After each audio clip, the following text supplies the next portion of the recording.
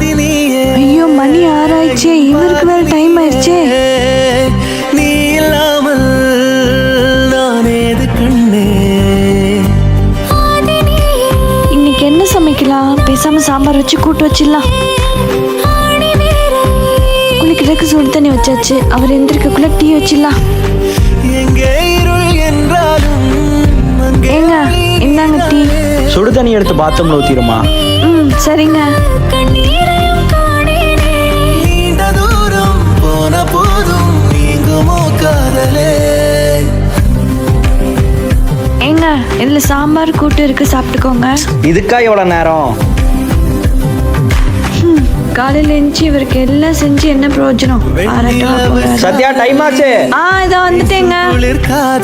ஏங்க இதுல சாம்பார் கூட்டு இருக்கு, சாப்பிட்டுக்கோங்க. சரிம்மா. ஆடுகின்ற ஊஞ்சல்